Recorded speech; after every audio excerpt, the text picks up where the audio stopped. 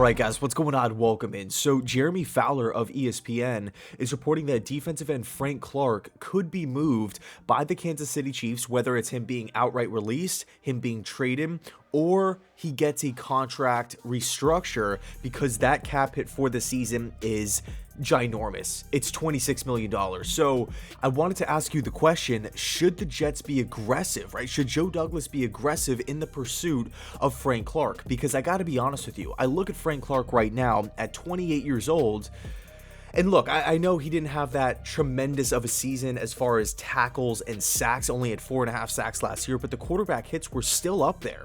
They were still up there. 17 quarterback hits last year. Frank Clark can still play. I still feel like he has football left in the tank. He's in the prime of his career. I look at Frank Clark as an instant upgrade on this football team. Now, of course, there is some speculation. There is a little bit of that unknown layer with Carl Lawson. Missed the entire season. Will he look like the same player? Will he have the same burst off the edge? And he has had some injuries before the Jets, right? Back in Cincinnati, but we all know this. So I want the New York Jets to really... And look, this is not just with edge. This is really going for a ton of positions here. I mean, based off of how this team has gotten hit with the injury bug the last few seasons, I want to add depth. I want to add insurance policies to this football team. I don't want to be in a position where we sign one player, he gets hurt, and it's like, all right, well, now we're back to square one.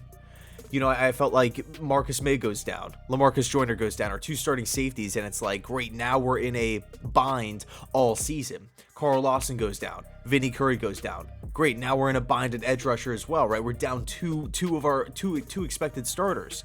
So again, going back to Frank Clark here, he's been an absolute animal really since his second year in the league, right? He bursts out onto the scene with 10 sacks, 18 QB hits at 23 years old. He goes on to have a season with 9 sacks, 13 sacks, and then he signs that huge deal with the Kansas City Chiefs. What happens there? He becomes the team's #1 edge rusher, wins a Super Bowl, and makes it to 3 Pro Bowls. So Frank Clark has been, all over the place. He's had success in multiple style of defenses. Again, playoff success, well-decorated career. Okay, I think, again, not only from a talent perspective would Frank Clark come in and be the #1 pass rusher on this football team, but I also think he would bring, even though he's 28 years old, he would bring a sense of winning, right? He would bring that winning mentality, because look, he was drafted back in 2015 with Seattle and gets 10 wins his rookie year, 10 wins his second year, 9 wins his third year. This guy has been around a lot of winning football. He has been in a lot of playoff games,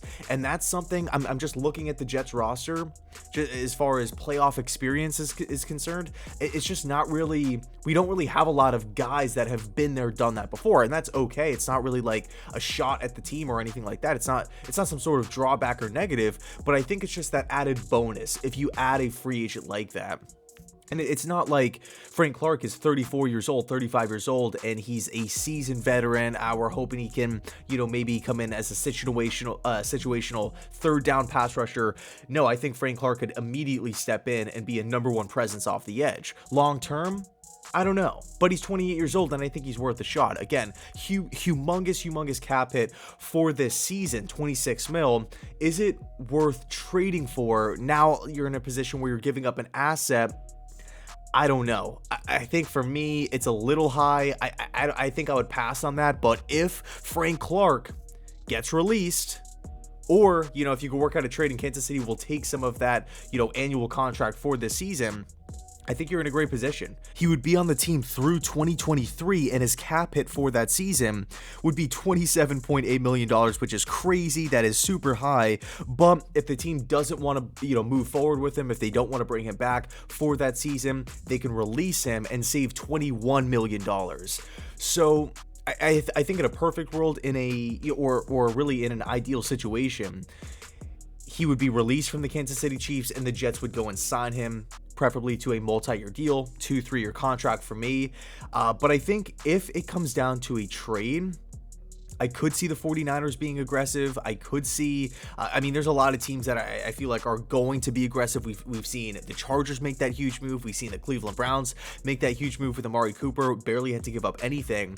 These teams in the AFC, Denver acquiring Russell Wilson, these AFC teams are loading up. This conference is no joke. I mean, I think this season is going to be a bloodbath within the AFC. Who's ever representing the AFC in the Super Bowl is going to be a very, very good football team, a well-tested football team. But look, I mean, there's going to be a lot of competition here. So I want Joe Douglas, I want this Jets team to do their due diligence on Frank Clark if he gets released, or hey, if the Chiefs start picking up the phone and they start offering him and they put him on the block, essentially, I want us to at least explore it. Okay? Because, I mean, man, like, looking at what the Cowboys got for Amari Cooper, that is crazy. The Cleveland Browns are a win-now football team. You're adding a number one wide receiver. You're adding a guy who will step in and instantly be the team's number one wide receiver, a guy who fits the system, for a 5th-round pick and a pick swap. And granted, Amari Cooper, of course, is on a humongous, he has a big cap hit at $20 million for this season, but that's at the end of the day what the money is there for. At some point, I want the Jets to, identify a player and go after him hard. I'm really tired of seeing, like, the Jets being interested and then it falls through, or the Jets being interested and they get outbid. And it just never works out. It's just like all talk. So anyway, let me know your thoughts about Frank Clark and a possible New York Jets connection here.